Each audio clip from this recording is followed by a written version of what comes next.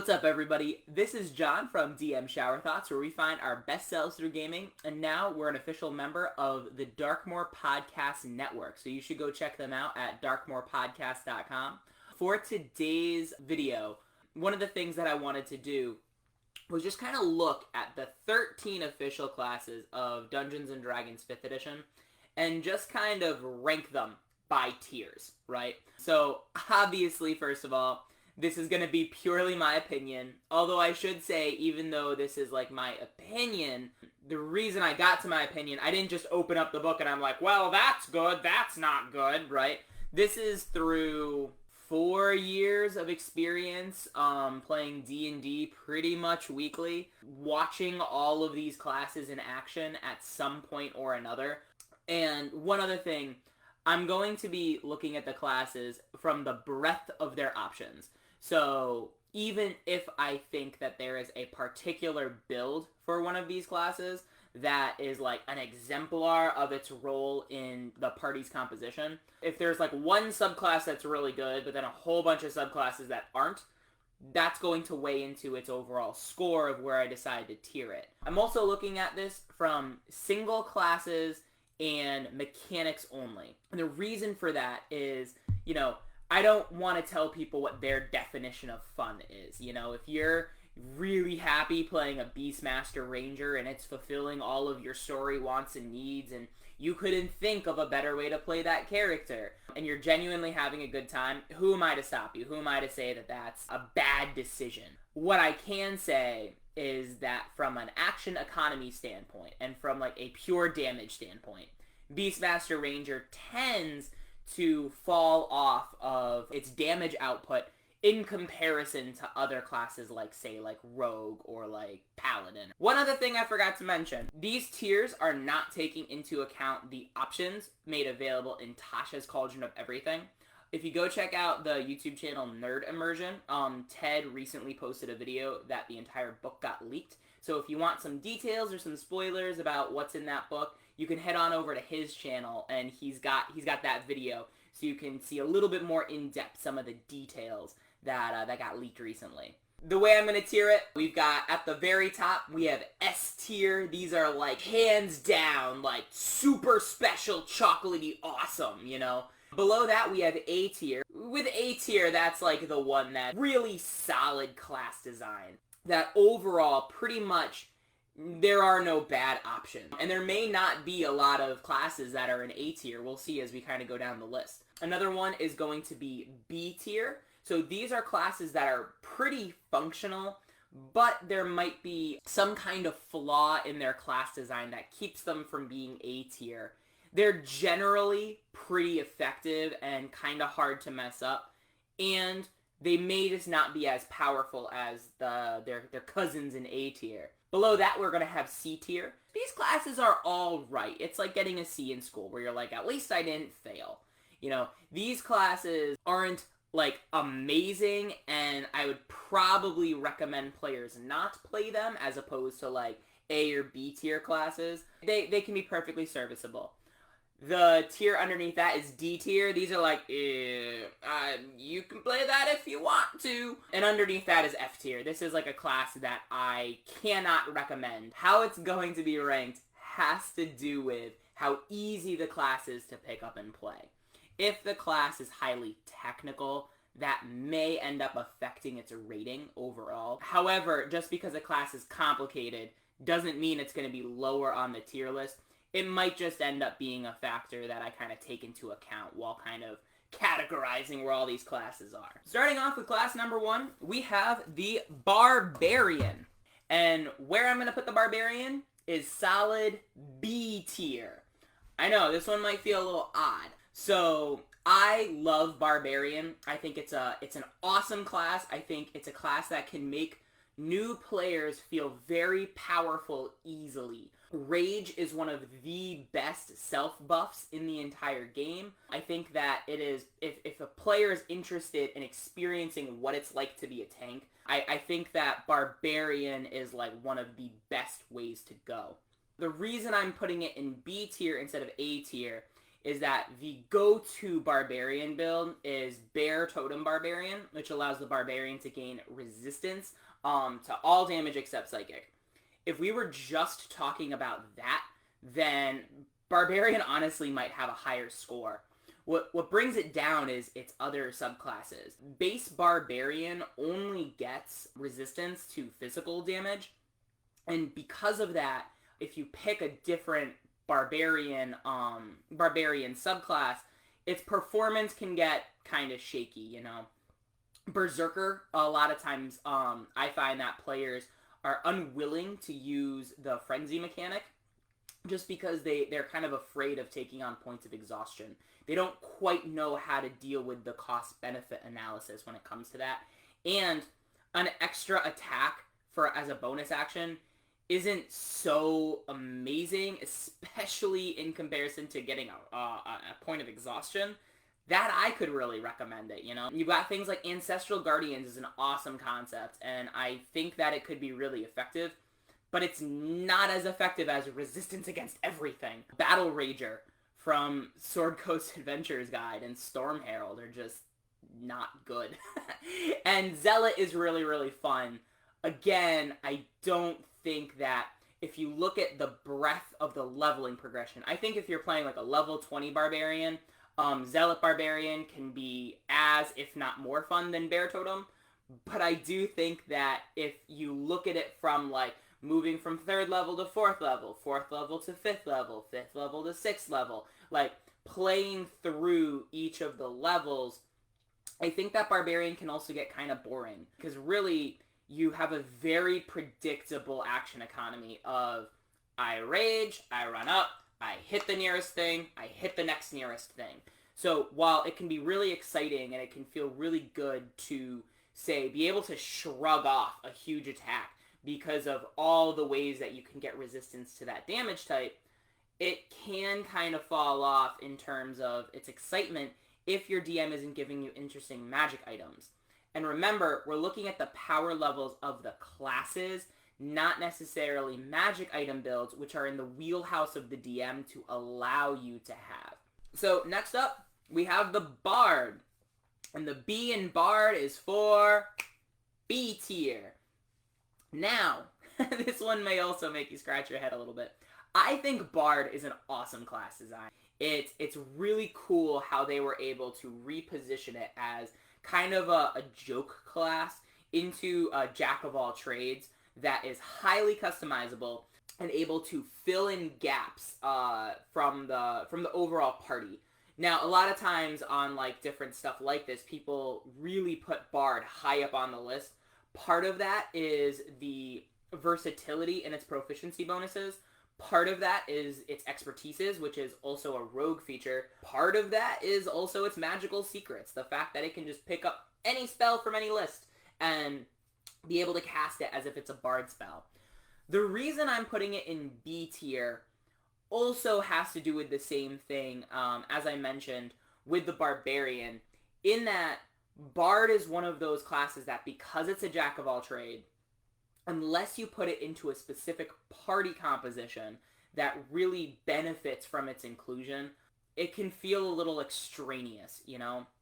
So, for example, I've tried to play a few bards. In games where there's not a lot of social interaction, and that charisma score isn't really end up getting used, it kind of falls off a little bit. It's not like, say, Sorcerer or Warlock, which are other charisma casters, because it doesn't have as heavy combat application. Bardic Inspiration is an awesome support ability, and I stand by that. A optimized player character is still not as strong as an optimized player character with Bardic Inspiration. That being said, when you're in combat and, you know, you've got your other two fighting characters and they're already hitting an awful lot, and, you know, you're not really making a lot of saving throws or anything like that, Bardic Inspiration can feel kind of, like, not needed, you know?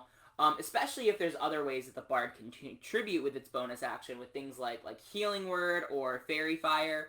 Part of it is that, for me, the Bard's spell list feels really restrictive. I know that Magical Secrets is really powerful, but you don't get it until 10th level. Meaning, like the Barbarian, if you're playing level to level, a lot of times where the Bard really starts to shine in its customization, level to level, it's not a very exciting character to play. And when you get to 10th level, when you get magical secrets, it's like, whoa, this is amazing, you know? But until then, why do you feel kind of extra, like, for half of your leveling progression, you know? Now, that being said, if you're running, like, a specific setting, like, I know with Adamus, he designed his Grey Owls game with social interaction and court politics and espionage and deception. He built that setting with the Bard in mind. However, we're talking about the classes in general. And I think if you're, say, running a typical dungeon crawl where there's not a lot of things to talk to, or, you know, you're running an exploration-heavy game where it's more about overcoming the environment, Bard is not a bad class, and it doesn't quite meet that A rank, you know, just because it ends up being a little bit more specific, and its customizable options are a little too far along in its leveling progression.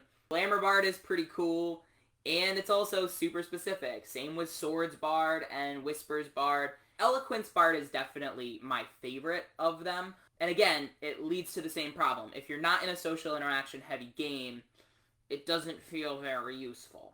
So next up on our list, C is for Cleric. And Cleric goes into our A tier. So this is our first class that I really do think the overall class design is solid.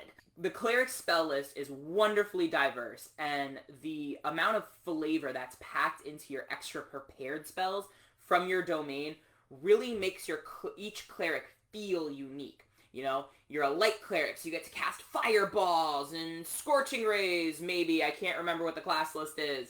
You know, your Channel Divinity is to be able to flare a big flash of light, which can protect you and eventually protect your allies. That feels really unique as opposed to, say, a Grave Domain Cleric, which might have more powers associated with death and maintaining the natural order of things, and being able to grant an ally. So it's like, oh, hey, you're the rogue with sneak attack. I'm going to make them vulnerable to the damage type that you chose, so you do even more damage, you know. The thing I love about a Cleric is I've never really seen a useless Cleric. Even if it's somebody with a domain that's not as powerful, the base Cleric abilities and spells are so solid that even if you don't end up really using your Channel Divinity a whole lot, you still feel like a meaningful contribution to the team composition. Cleric can have a high armor class and be survivable. Cleric is a really strong support class that can heal. They're a strong damage dealer. They can be a really strong controller. Spirit Guardians is just a beast of a spell that has so much packed into it, including a revelation of what your alignment is. There's just so much roleplay potential and so much functional potential to Cleric. I can't help but give it the A tier. So this is gonna bring us to the Druid. Druid, A tier. This is another like solid class that has a very defined role in both its flavor, its narrative, and its ability set, you know. Really, even though there are some subclasses I would argue that are more powerful than others when it comes to the Druid, because the Druid spell list is diverse enough, really it can fulfill a whole bunch of different roles. It has access to what I think is the most powerful healing spell in the game, Healing Spirit. Even with its recent nerf with the Xanathar Errata, I still think it's the most powerful healing spell in the game. What I love about it is its spells are both functional and flavorful. With nature magic, its ability to, even at low levels, use spells like Entangle, or, you know, Spike Growth, Moonbeam, Plant Growth. It's got all these awesome spell options that really showcase the power of control and utility in your spell selection. I don't think every subclass is created equal, but I have actually played almost every Druid subclass, and even though I have ones that I personally prefer, there wasn't one where I was like, ugh, these mechanics are awful and useless. really what it came down to is the mechanics that are offered with this subclass don't offer the narrative flavor that I want for my character. So being able to play around with a whole bunch of the Druid subclasses, eventually it just kind of I settled in on one that I liked, but I didn't not enjoy any of them. I thought it was just overall just kind of like a solid class. So the next one is the Fighter. And Fighter is going to be our first C tier class. If you listen to our podcast, you know that I have certain qualms with the Fighter. Like with Barbarian, I think it's super magic item dependent. The thing that puts Barbarian in B tier as opposed to C tier is its rage ability. Even if the Barbarian falls off in terms of damage by not having magical weapons, at least it stays survivable. The same can't really be said for the Fighter. Fighter is pretty unique in that it gets Action Surge and more than one extra attack as it levels up. Second Wind is actually a pretty powerful ability. It's one that I didn't really give enough credit to until I've seen it more in play. However, it doesn't matter how many attacks you have. Again, we're looking at the mechanics of the game and how it's actually played as opposed to the thought behind its design. So, for example, if your DM isn't really ready in handing out magic items, it doesn't matter how many attacks you get if the creature you're attacking has resistance to your damage type. So the same thing that makes the Barbarian strong actually ends up making the Fighter weak. So with the Barbarian, think about a bear totem. It doesn't matter what you're fighting against. If they're taking a whole bunch of fire damage, or taking a whole bunch of necrotic damage, or a whole bunch of force damage, it all gets halved, and Barbarians can seem like they can survive anything. With a Fighter, you're on the opposite end of the spectrum. You're trying to deal damage. So when you're making, say, 4 attacks because you Action Surge with extra attack, there are some CR5 creatures, I feel like, that have resistance to non-magical physical damage. You've got your, like, maul, right? And you're hitting it, like, 4 times. And it's like you're rolling and the DM's like, alright, halve to 4. The damage is halved to 6. Overall, you're, like, not even close to dealing the same damage as, say, the Warlock that's Eldritch Blasting. And that being said, what it does is it makes the DM feel like they have to give the Fighter some kind of magic item.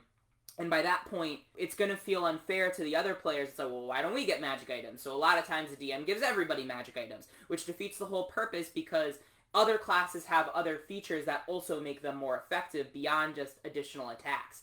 You don't even get those additional attacks until 11th level. So this falls into the same problem as, like, the Bard that I mentioned.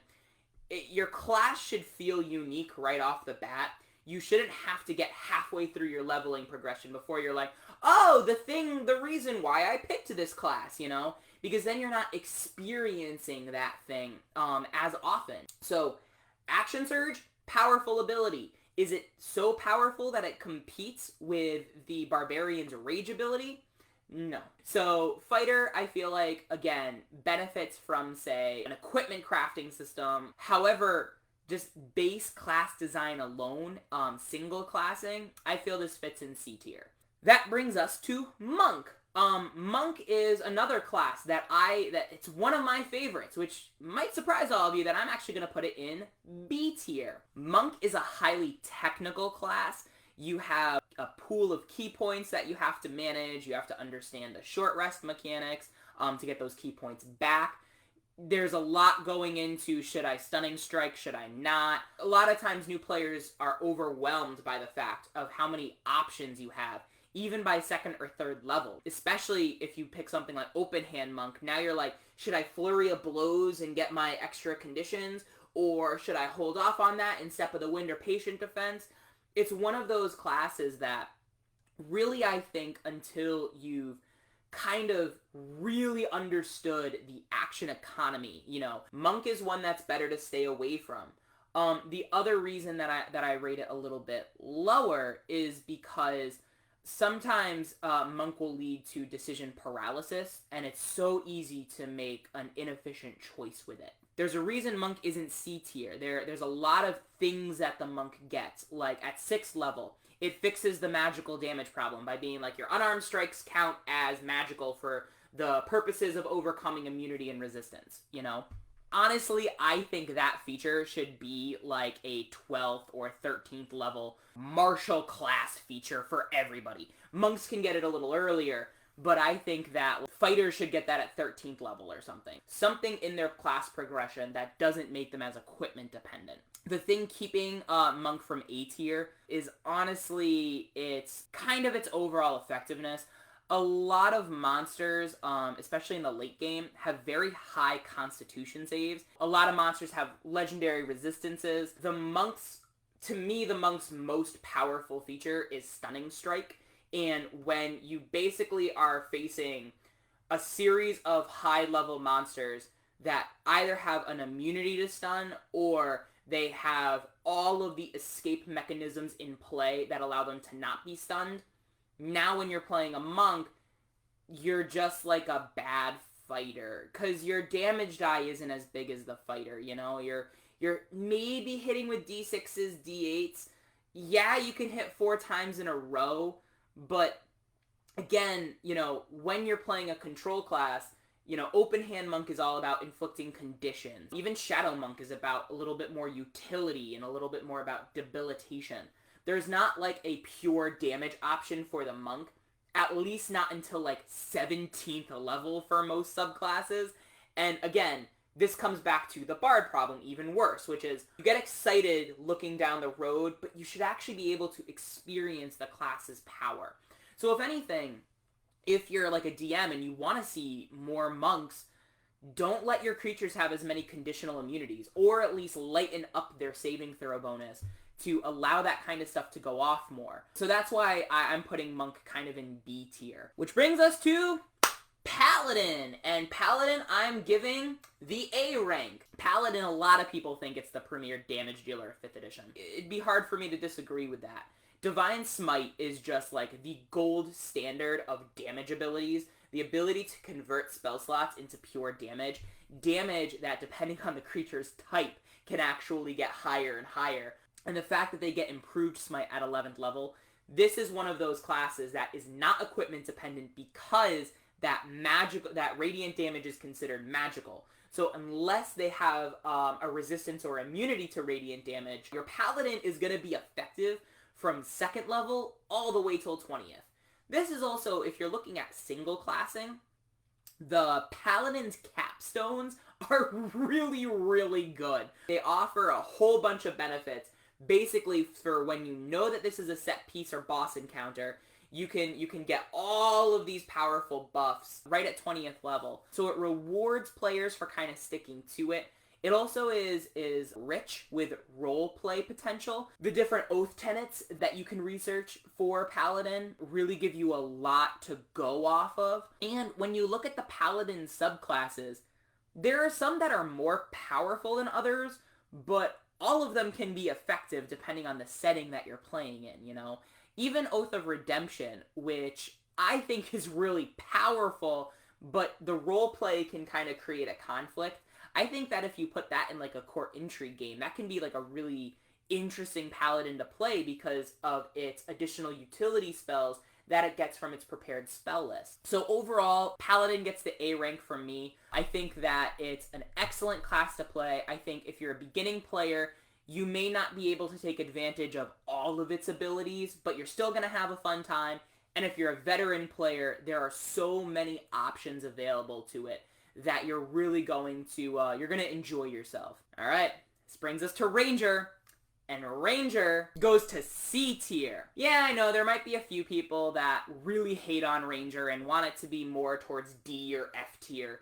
I am having a harder time hating the Ranger, which is funny. When we first started podcasting and first started doing DM Shower Thoughts, it was kind of the opposite. I really didn't like Ranger and I really liked Fighter. One of the big shifts for me was when I found out that Rangers have access to Healing Spirit. They're no Druids, but being able to cast Healing Spirit and extra attack makes it a really, really powerful pivot support role. Rangers are also not damage dealers, so if you don't think of them as having to deal a lot of damage, they don't run into the same equipment dependency that fighters and barbarians do. They can make their own attacks magical with things like Ensnaring Strike, right? they have spells that are built into their class's progression that allows them to navigate that resistance to non-magical physical damage. They're not the most efficient class. A lot of times their bonus action, you've got to really make selections. Are you gonna Hunter's Mark? Are you gonna two-weapon fighting? There's a lot of bonus action options for the Ranger, which can kind of complicate it.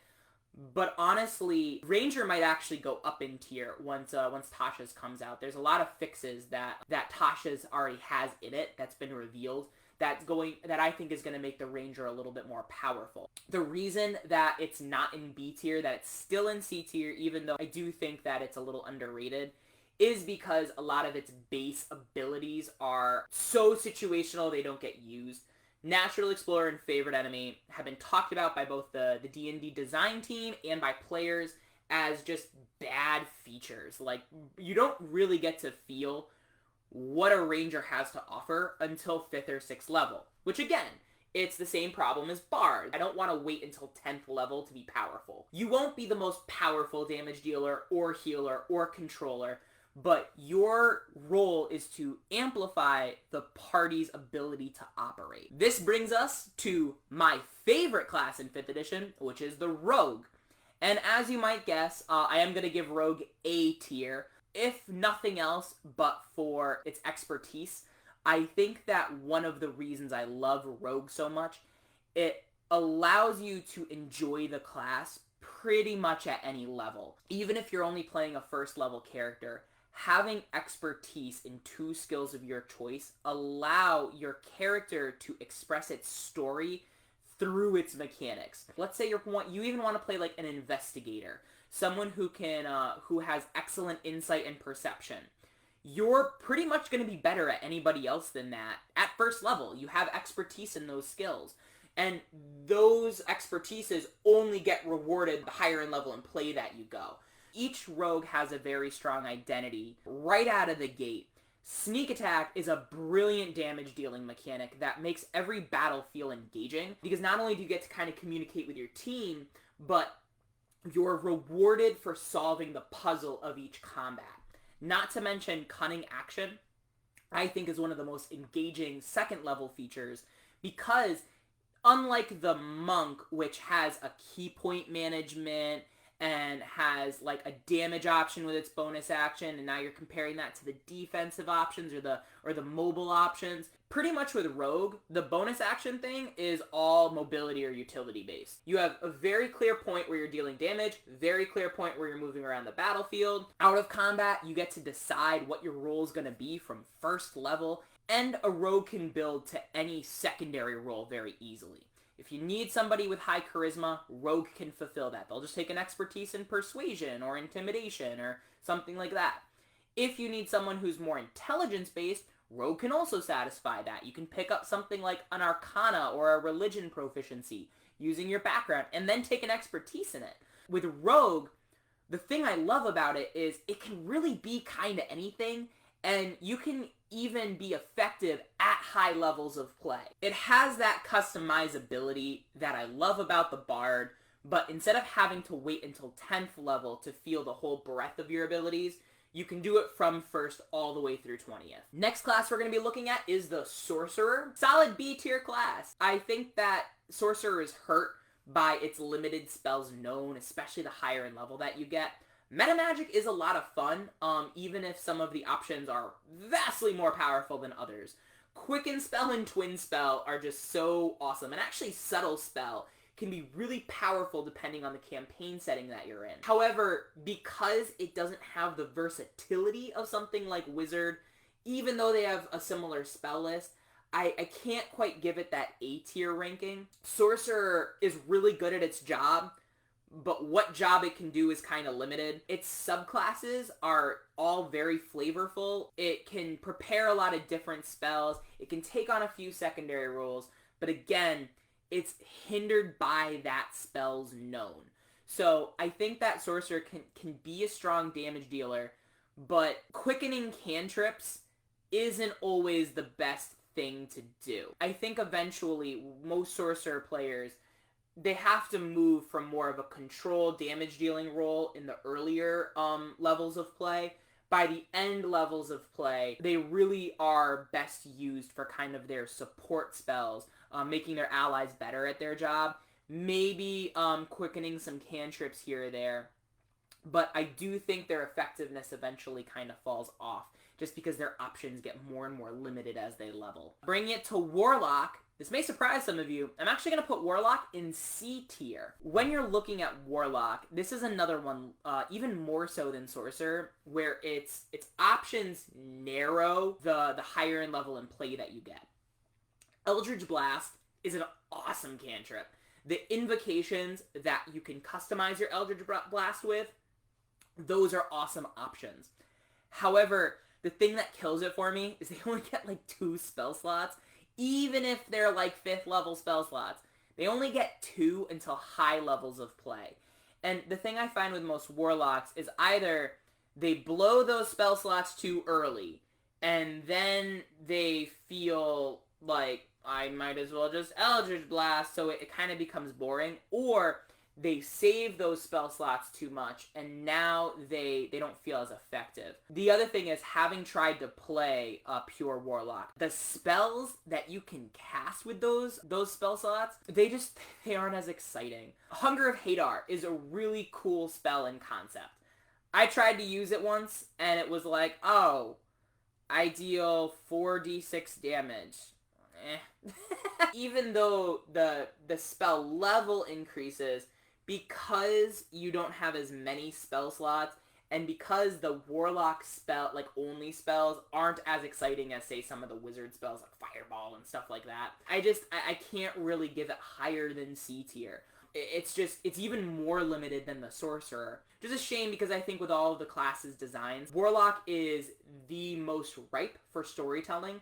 I think having an otherworldly patron as an additional NPC to interact with, someone that is very tied to how you got your magic powers, I think there's a lot of storytelling potential there. And obviously a lot of people do too, because Warlock is one of the most popular classes that people build to.